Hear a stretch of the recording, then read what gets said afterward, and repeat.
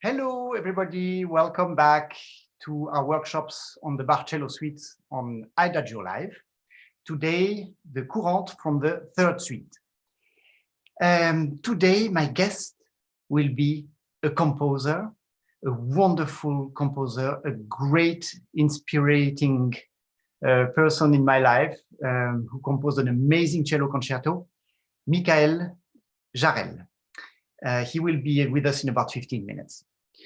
You might recognize, for those of you who follow this series, that I am again at the place of Bertrand and Pascal, my friends in south of France, in Provence, in Forcalquier. I am back here now I will be here for about 2 weeks for our festival. And if I may, I want to mention it briefly to you. We are called the Rencontre Musicale de Haute-Provence, Musical Encounters in Haute-Provence. And our website, if I may, are the initials of this name, which is rmhp.fr. It's very simple. And if you go there, you find the program of the festival, you find some photos, some posts, and and my son Jeremy is also posting some things on Facebook and on Instagram, so you can follow us there as well, and we would be very happy about it. So rmhp.fr. So I want again to thank Bertrand and Pascal very much for welcoming me here. And before we go on with Bach and with the Courante, I have one more sort of very last minute publicity that you can still, for 3 hours, not more, you can still watch our triple concerto that we played live for the Global Concert Hall, that we played together with the Freiburger Baroque Orchestra conducted by Pablo Heras Casado, together with my amazing colleagues Isabel Faust and Alexander Melnikov. And the link you can find on my Facebook and on my profile on Instagram. And again, you can until 10 o'clock tonight European time is the last chance to watch this performance, this live performance of the Beethoven Triple Concerto. It was such a privilege to play with this masterwork with these colleagues. So if you have a chance after this workshop, then watch it. So the Courante of the third suite. I don't know if you saw the title. The undertitle, I called it the double function of notes, which is actually another way to talk about something that we have already talked about. That's the thing about such a series where we have so many episodes, and which is how Bach deals with having many voices, sometimes 2, sometimes 3, played by one single instrument, and how he brings the dialogue between these voices. And in this Courante, I find particularly helpful to look at this issue in a different way, which is how, as a cellist, so mainly I am now talking to the cellists out there, that how can I do this? How can I bring in a note the several functions it has? So let me play the beginning of the Courante and explain what I mean with this.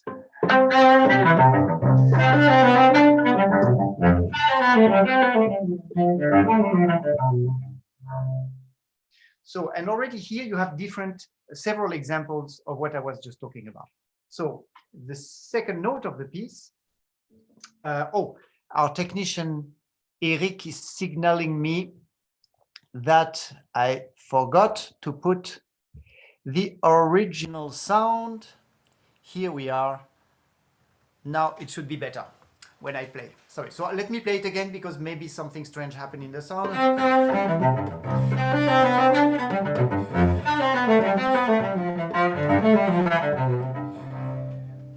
So the second note of the piece, after the upbeat,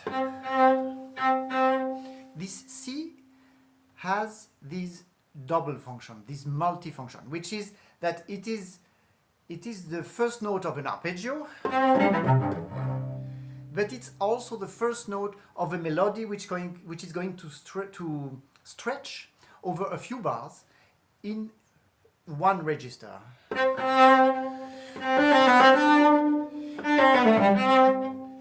So, and it's my duty or my chance as a player to place this note for you, dear listeners, in a way that has these different functions. So I give it.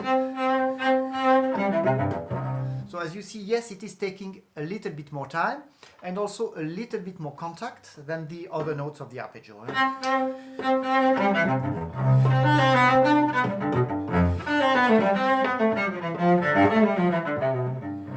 At the end of this passage, you have an example of this also in the bass line with and I find so elegant here how Bach does something which he likes to do, which is to sometimes present one voice, the same voice, which is in this case the bass voice, or bass line. He presents it, but over 2 octaves.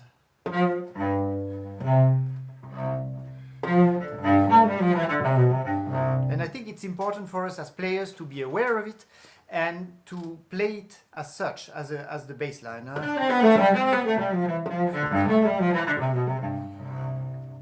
So that's an example, and there are many examples like this. The next passage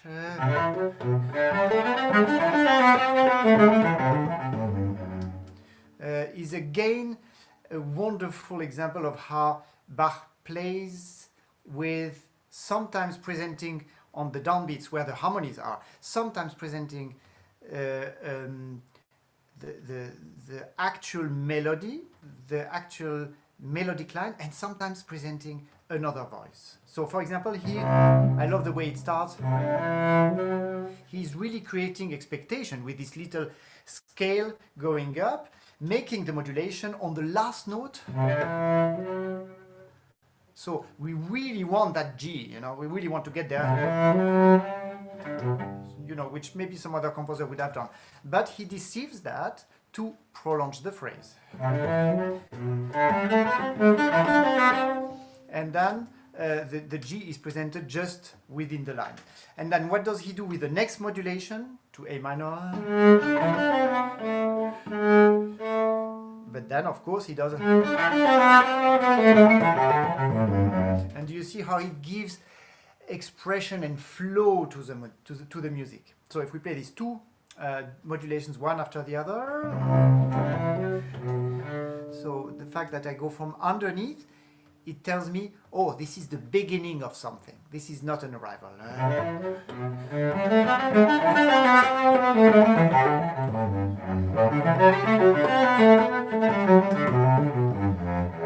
So he did then the same thing in G major.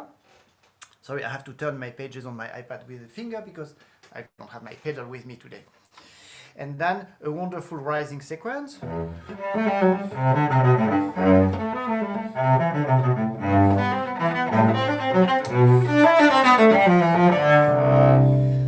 You see how he gives a lot of bass solo in this piece, which gives this very earthy quality.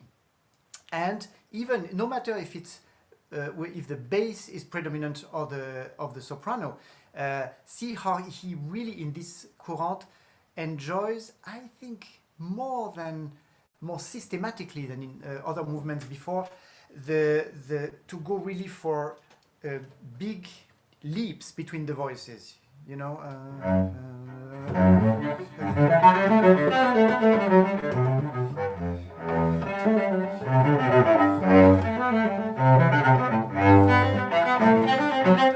And then this, when there is a stretto, when the bass line moves more quickly.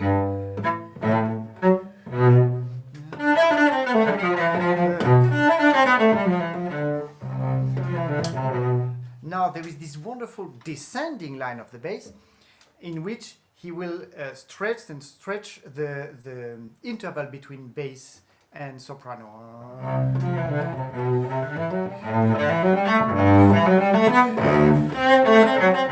So what happens with this is that even though the bass line is going down, you have a feeling of augmentation because the intervals are actually augmenting. Now, our D pedal, remember how Bach enjoys sometimes coming to the dominant and so it goes up, bringing some minor with the B flat. And then if we are in minore, why not enjoy the augmented intervals that give more expression?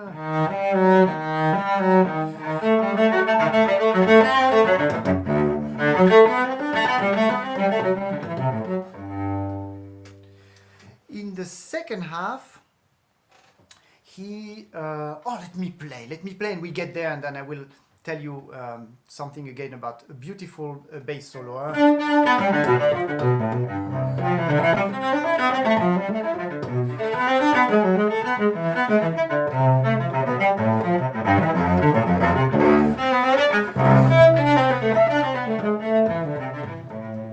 So did you see how he really stretched as much as he could between the two voices in order to create drama? And of course, one could say this was a bit suggested at the very opening of this suite. You know, when we had this big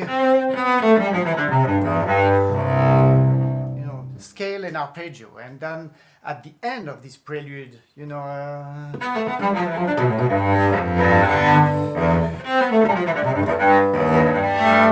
all of this. So he likes to play in this suite with these very, very big intervals. Now,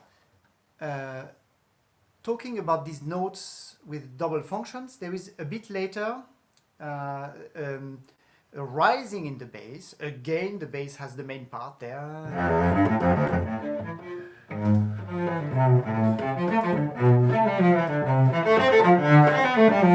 So my bass line is going really like a scale, and it's going to go for a whole octave until I reach my dominant of the main key of C major.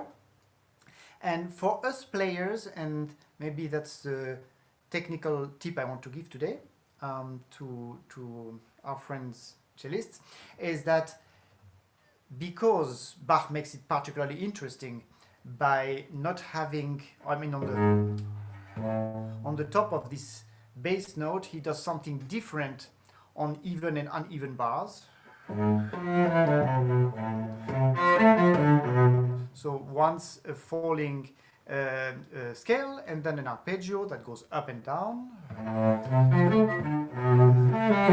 Scale. So the risk, and that happens quite often, and which I had to deal with, and my students, when they bring it to the lesson, sometimes we have to talk about this issue, is that because of this nice slur that we want, that Anna Magdalena put in the manuscript, and we want to do, and which is beautiful on the scale. And then here there is no slur. So the danger is that the bass notes are going to be emphasized very, very differently from one bar to the other. So we will have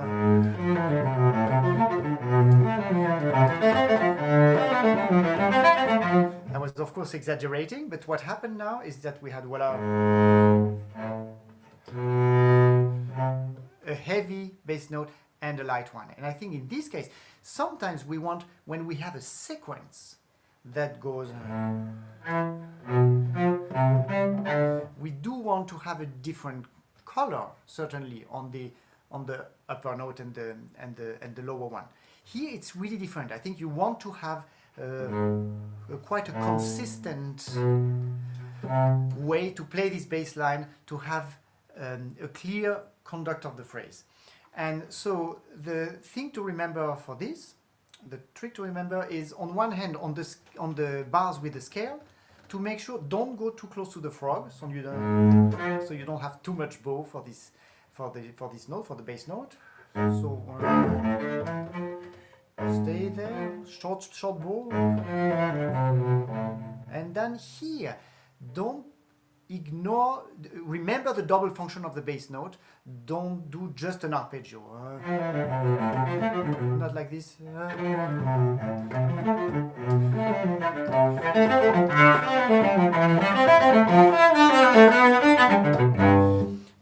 To make sure, listen to your bass line and make sure, is it really making sense in a way, in the proportion, in the way you emphasize one note or the other. So these were my little tips for this Courante today. And before we go and talk to Michael, I want to read to you something that Antonio Jesus Delgado sent me. He had sent me very interesting contribution that we discussed about two episodes ago. And he reacted to what I said, not in the last episode, but the one before. You know, that when I was telling you this anecdote about when I released my recording of the Bach Suite, that I was so impressed by so many, that there were so many versions, and I felt almost, for a moment I felt quite crazy to have undertaken the idea of recording the suite. And he reminded me about a nice quote from Karl Valentin, a German comedian and somebody who had a lot of humor. And he said, well, in this case, it was probably about philosophy and about reflecting on whatever, on thoughts, on ideas and everything. And he said, es ist schon alles gesagt, nur noch nicht von allen. So everything has already been said, only not yet by all. And I find it a nice, encouraging thought when we play all these masterworks that have been played so many times by so many fantastic colleagues, and to encourage us to still trust ourselves that we can create just because we say the things in the way we perceive them. So, cher Michael, dear Michael, are you there? Are you with us? Are you able to join us for this conversation? Hi. Hello. Bonjour Michael. Hello. Thank you so much, dear Michael, for joining us and for I know you are actually on vacation somewhere away from home, and you are taking Chambord. in Chambord. In Chambord. There is an amazing castle in Chambord, so you are in a very, very, very beautiful place. So, Michael, yes, I want to share with you a question from a viewer. Adia Canna Fontenla is her name, and she sent actually a while ago, and I apologize to you, dear Adia, for only coming to this topic now, but I wanted to make sure we have the right person to go at this topic. So I will read what Adia wrote. She said, could you tell us about the Bach Suite, not in relation to their past or to their present, but how the Bach Suite became a reference or inspiration for other future composers when they wrote for the cello. I'm thinking, for example, of Britten, between many others.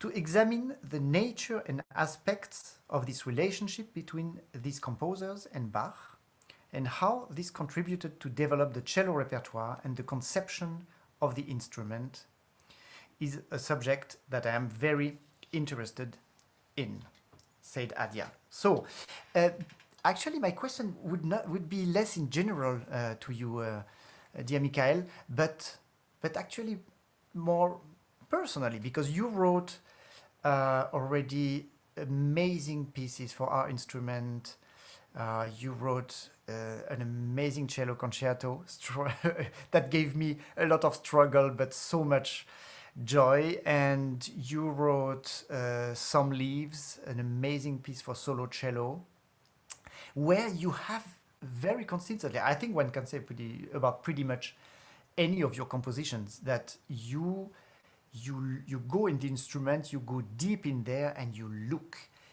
for ways to reinvent the instrument. There is I will mention this quickly. You and I have had a lot of jokes about this, notably in the cello concerto, but not only, a place where we have to play pizzicato with both hands, harmonic flageolet pizzicato with both hands, and which creates a very powerful rhythmical ostinato in a way, and polyphony, but it's very, very, very challenging. But anyways, have you? Bach is also someone. He took the cello and he wrote something that had never been done before. And then there seems to be a long time, and then we are in the 20th century, and people like you invent and look for new things. Has Bach been at all a reference for you, or an example, or were you inspired by him or intimidated? I don't know. How do you look at the Bach suite, the cello suites? Well, I've talked by Bach, first of all, just generally, because actually I had two encounters, so to say. I had to write a piece for a Bach festival where it was for harp and strings, and they asked me, they had to have some connection with Bach. So where I actually took one of the themes of the Contrapunctus, the Offrande musicale, musikalische Opfer. I don't know how you say that in English. Um, and so I worked with that. So that was the first encounter. The second encounter was I was part of a festival there was a Bach festival in Köln, and where they asked six different soloists to play. Each soloist had to play one Bach suite, and there was an answer from a composer. So Riem wrote a cello piece. But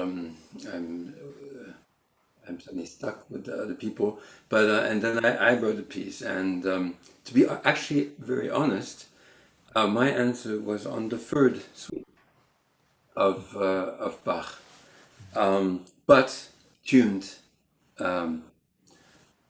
half a tone nearly down. I mean, with old strings. It was Thomas de Menga playing, and I So wrote. 415 Yeah.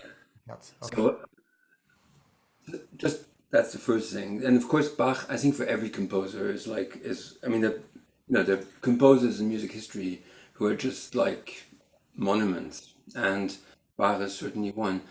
And to answer you about the situation of cello, I think I mean when I was a kid studying at the conservatory, I had fellow students in piano, and for them, Bach wasn't music. It was just exercises. You had to do inventions and stuff like that, but they didn't really think of it as music at that time. And at that time, I mean, I knew the Bach solo suites because my father was a music lover, and he had the first recording. I mean, we're talking, I think if I'm not wrong, it was a 78, not even a 33 record. It was a 78, and of the first recordings of Casals. So that's one thing I think why I'm very fond of the sound of cello, because it was something I would hear at home on a record, and I think even stereo didn't exist kind of with that time. So I mean, and then the second thing is, I mean, Bach suites had disappeared. There wasn't really before. I mean, you know this better than I, and you can correct me. I'll be very glad. But I think before Casals, in a way, there was no known soloist, cello soloist. it wasn't an instrument that was so much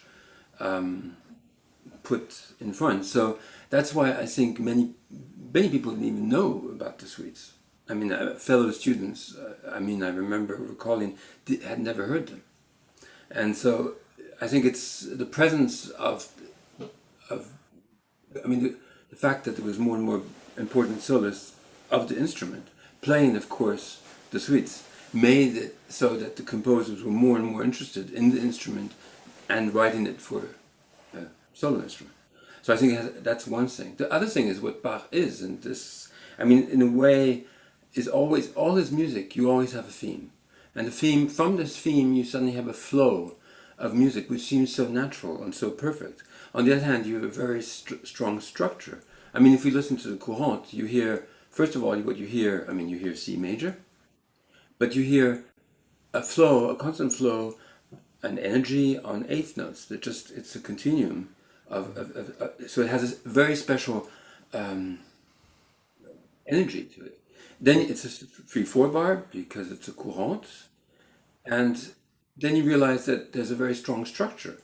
Also, you have 2 bars at the beginning of C major, what we heard before, then 2 bars of G major, then you have 1 bar of C major, and you come to G major. It's very structured, and in all his music, most of all his music, the structure is always extremely, actually, it's an architecture, it's a form. And so it's like what's fascinating is how you get this very natural flow of music, of energy, but it's all within a very strong structure, a strong architecture. And I think that's, to maybe to make what I'm saying more clear, like if you take the blues.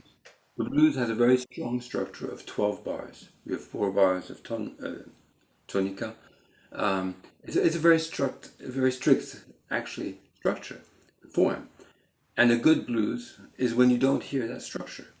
A bad blues is when you know it's going to, now you go up to the subdominant, you come back to the tonica, and you go up to the dominant, and it's all. And so I think what is extraordinary for a composer is to realize and I think that is about very great composers, is when the architecture, the form, is a perfect form, but the music, the moment, so it's like you say in French, le contenu et le contenant. So the form is le contenu, and le contenant is the form, sorry, and contenu is the music, and you see, it's just together. And then the other thing is what you was pointing out, is which I think is fascinating for composers of today, which at least for me, talking about the passage in the concerto, is this, as you were saying, these many voices. Because like you have the passage where you started before, where you have E flat in the bass, then you have F sharp in the bass, and G, A, and there's a structure there because you get first it's 2 bars, I think, E, then 2 bars, stretto, yeah. and then it goes 1 bar A, and then it gets faster.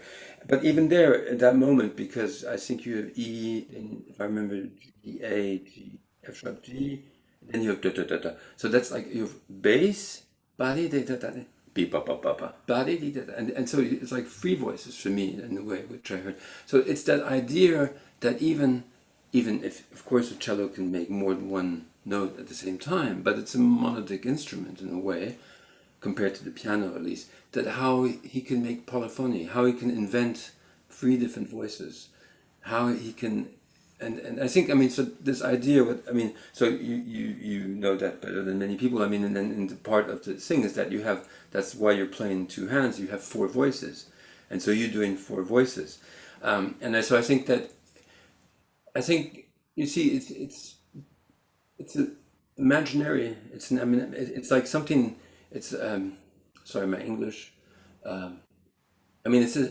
Bach is a starting point for any composer, for imagination. And I think his invention is just so modern, even today. And I think that is what has to stay, is not trying to make a pastiche. That's not interesting. That's has no interest. and in any case, you won't be as good as him in any case. But I think it's what he brings in as an idea of what music as an absolute music form is. So I don't know if this Well, helps you you. know what I was thinking as you were speaking, as I heard you speak, just so it doesn't stay abstract for the listeners. Unfortunately, I didn't have the presence of mind to um, take out the score of the concerto and relook at this passage. So I will just show very abstractly, and it's been a few years I didn't play the concerto, so I can't play it, but I will show a little bit what it's about. I just need to You take off my headphones for a might moment. remember you sent me a happy birthday with that technique once. That's true, because it's so tricky. Anyways, let me just give a little taste of what it is. So in that moment, the cellist has to put the bow down, and to play, to start playing. So flageolet pizzicatos, which are played by one hand, so not by two hands like it would normally be, but by one hand. And then I will have to start doing the same with the right hand. And then each hand is going to handle two voices. You know, I will play this, and each of these two voices already is going to have independent rhythmical patterns, so that they never really meet. So for example, if this one is like, now I'm taking an example. My apologize, dear Michael, that it's not going to be the text itself. But so if this is going like this,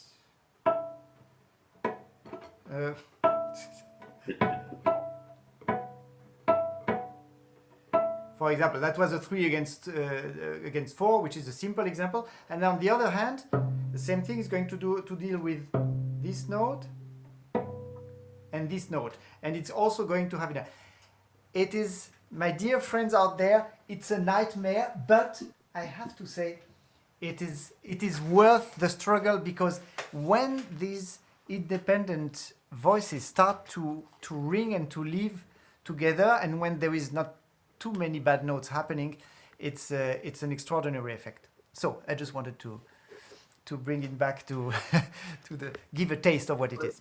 I mean, basically, the idea was like it's raindrops. So you have a first raindrop falling, then you have a second raindrop falling, and then a third, and a fourth. So at the beginning, the four lines are actually just repeating with different pulses. Like if you look at the raindrops, they don't fall together; they have different rhythms. And then something, but then peu à peu, you get a harmony structure coming more and more strong. I mean, it comes into a four note chord, but then there's a kind of a modulation that goes on, going to another chord and stuff like that.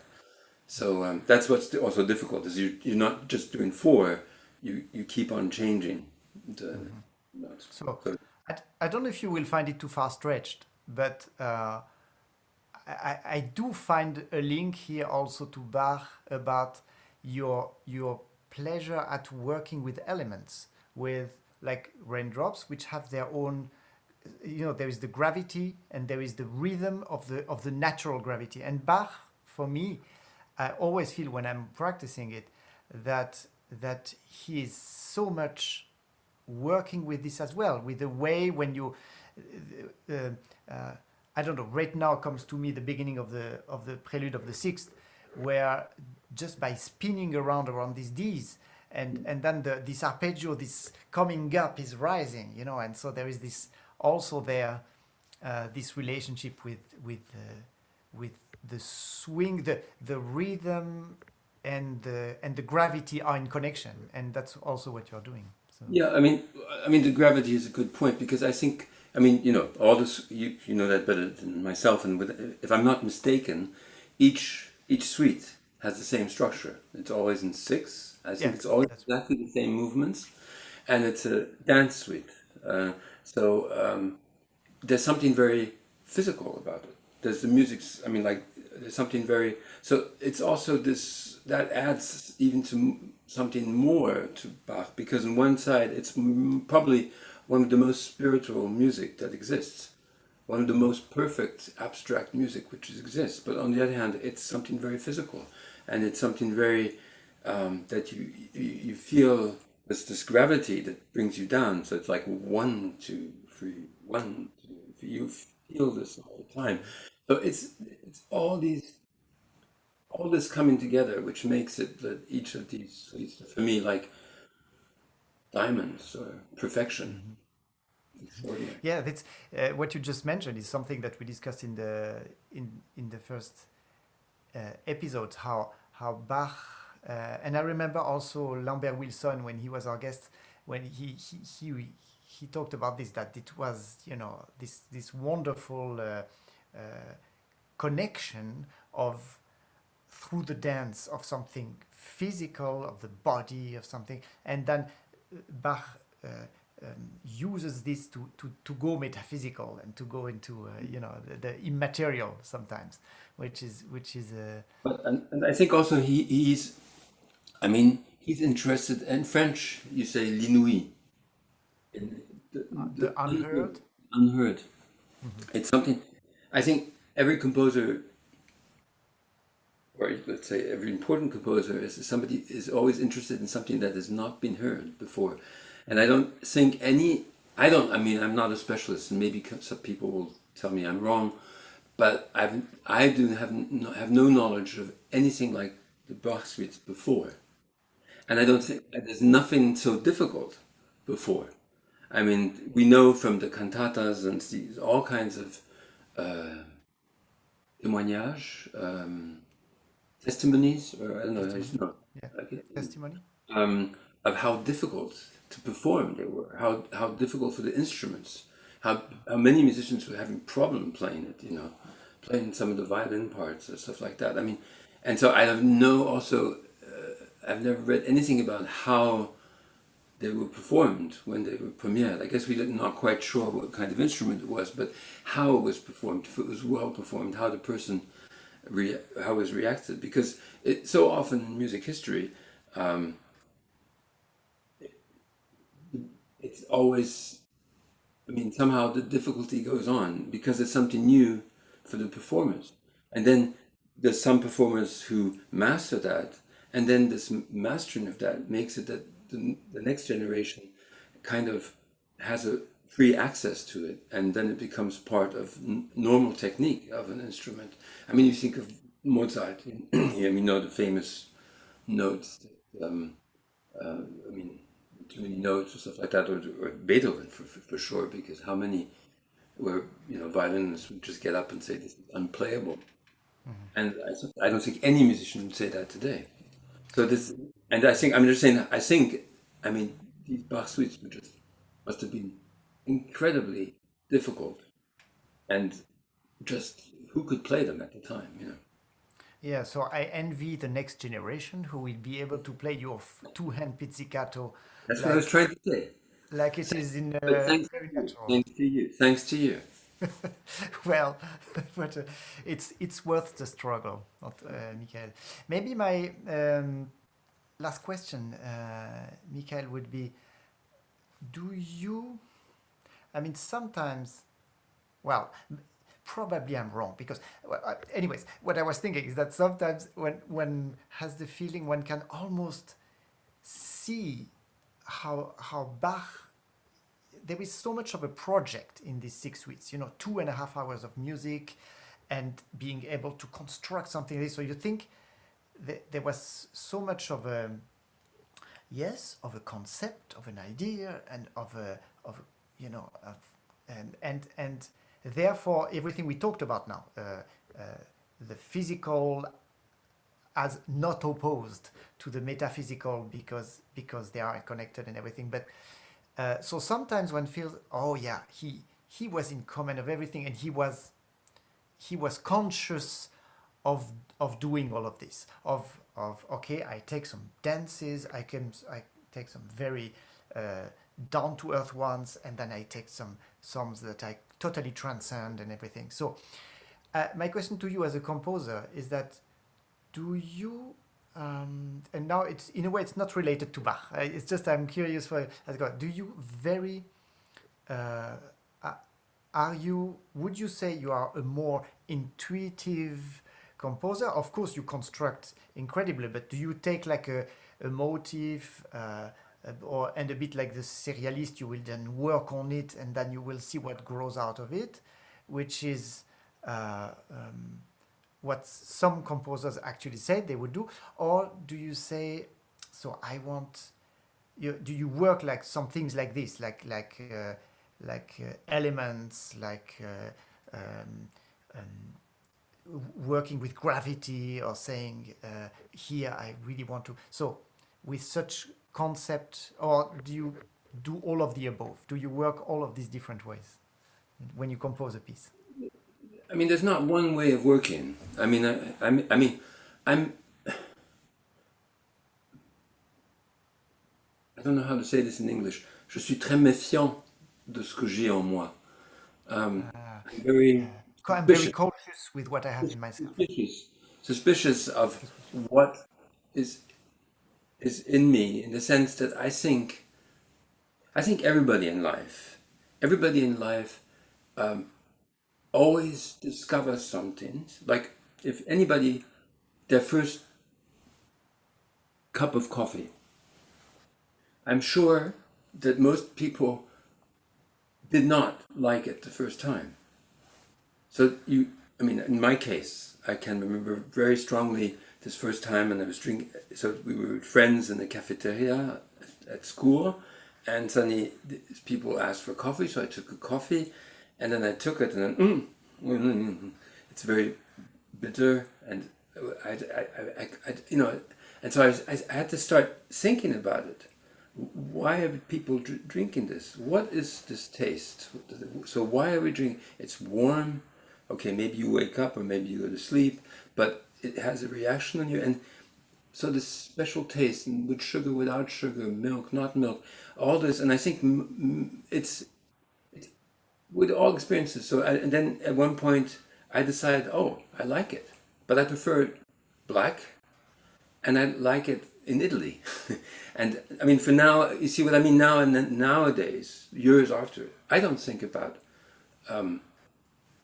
I mean, I just say, this is good, or it's a bit too strong in this sense, or something. But I don't logically think about it. I feel it, and so I think many things in life, and it's the same for music, is you observe. You have to understand. You have to go out and understand it. And by understanding it in a way, I'll say, I guess in English, you digest it, and then you can enjoy it and feel it. So that's the thing about new music, is in a way you learn, it's something new, there are new relations. I mean, when I was very young, the first time a piano lesson, and I was playing Debussy, I was really very young, and I was playing Clair de Lune. And at one point you have a free against two. So my teacher said, "Oh, free against two. Well, you have to in each quarter note you have to do 1, 2, 3, 1, 2, 3. Then you have to sing 1, 2, 3, 1, 2, 3." And she was writing all this down, and I was thinking, "Where am I? Is this maths? I mean, I thought I was a piano lesson." So I had to, think about it, learn it, master it. And now, 40 years later, I mean, I don't even think about it. 3 against 2, I just do it like that, and I can even do, So I think all music is something which is always changing and expanding, and it has to be able to stay alive, to make something that is really touching. It's something that is moving on and bringing something to a new space, something new. Because if you're always using the same things, I think the essence of the music, even that there's some very famous pop musicians, for example, who still are doing songs.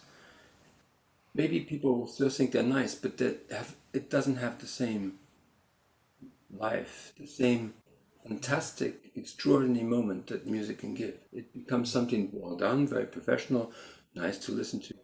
But music is something that keeps on moving, if you like it or not. And Bach, yourself playing it, you play it very differently than for 20 years, than for 40 years, and 50 years.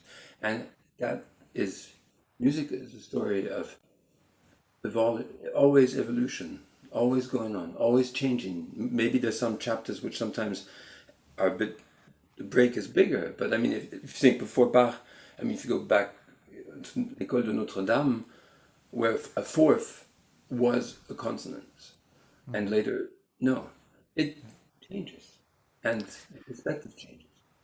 Thank you, Michael. So the composing and interpreting are living things. So let them live. Thank you so much for this. Dear friends, next week, Friday, we will talk about the Sarabande from the Third Suite. And my guest will be actually one of the artists who is at the festival at the moment, at the Rencontre Musicale de Haute-Provence. It's the flautist Alexis Kosenko, and he's also a conductor, and he will come with many flutes and tell us what sarabande can be for the flute, so that will be very interesting. By the way, Michael has been here, our composer in residence at the festival in the past also, so we were very privileged to have him. Thank you, everybody. See you next week, and thank you again, Michael. Bye-bye. Bye bye.